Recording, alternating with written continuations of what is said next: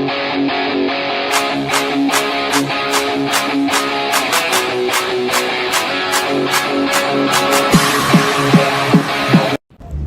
day guys and welcome back to my channel.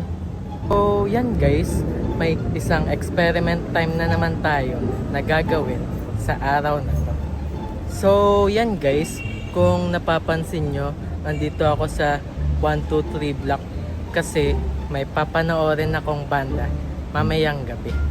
At ito ang Lola Amor, The Ridleys, John Roberts, at ang pinaka-favorite kong banda sa lahat, ang Any Names Okay. Medyo napaaga lang kami ng dating ng Bebe Loves ko at mga 1 PM kami nakarating dito sa 123 block. Yan. So yan guys, sa mga nagtatanong kung anong experiment time ang gagawin ko mamayang gabi, kasi sa video na to, aalamin natin kung pwede bang makinig ng Raining in Manila kahit hindi naman maulan dito sa Manila. So yan guys, mga ilang oras pa bago mag-umpisa yung concert kasi mga 4 PM pa siguro bago nila buksan yung gate. Kaya andito lang muna kami sa labas habang hinihintay magbukas ang gate. At habang naghihintay ng concert ay nakinig lang din muna kami sa soundcheck ng Lola Amor. So yan guys, medyo dumarami na yung mga nakapila dito sa gate at nagsaset up na rin yung mga guard ng mga table para makapasok na kami maya maya at makapanood ng Lola Amor. So yan guys, andito na pala ako sa loob ng venue at so far hindi pa naman maulan dito sa Manila habang hinihintay namin ang Lola Amor na kumanta ng Raining in Manila.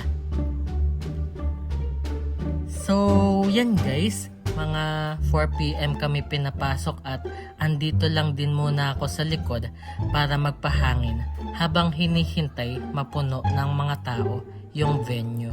At so far, medyo konti pa lang yung mga nakatambay dito sa loob ng venue. At andito na rin pala ako sa barricade malapit sa stage habang naghihintay sa Lola Amor.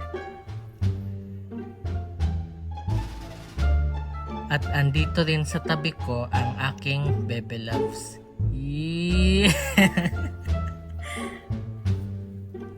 So yan guys, nag-start na ang concert at nauna mo nang kumanta ang pinaka-favorite kong OPM band, ang Any Names Okay. Wala palang music ng concert yung video kasi baka makopyright tayo ng YouTube. Imagine nyo na lang muna yung mga kinakanta nila. So yan guys, ikinalulungkot kong sabihin na hindi pwedeng makinig ng Raining in Manila dito sa Manila kasi umulan na eh. Joke lang. Pero ayun nga, medyo umambon at umulan dito sa 123 block bago kumanta yung Lola Amor ng Raining in Manila. Kaya may time pa sila na makapag-prepare at sana hindi na tumuloy yung ulan kapag nag-perform na sila. So yan guys, andito na yung Lola Amor at tutugtog na sila ng Raining in Manila kahit hindi naman maulan dito sa Manila.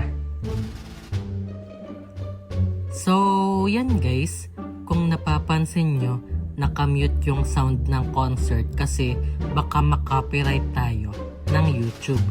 Kaya ako na lang muna ang kakanta. May ulam ba sa inyo? Pahingi naman dito.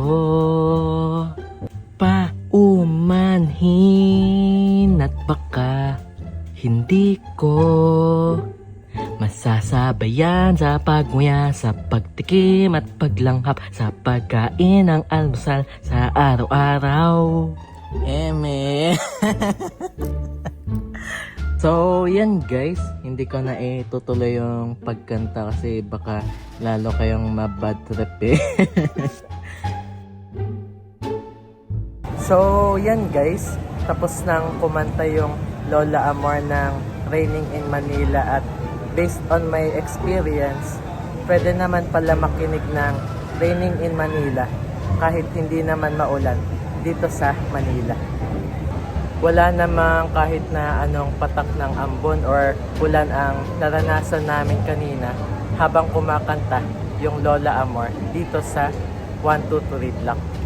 Kaya sa tanong na pwede bang makinig ng Raining in Manila dito sa Manila, ang sagot ay pwede. Pwedeng makinig ng Raining in Manila kahit hindi maulan dito sa Manila. So, yun lang. Thank you guys for watching.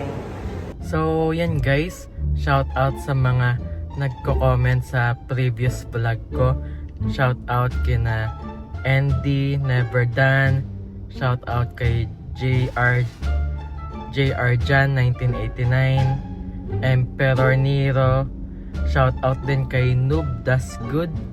And shout out kay Mr. Z.U. And shout out din kay Chung Wong and kay Dikoy.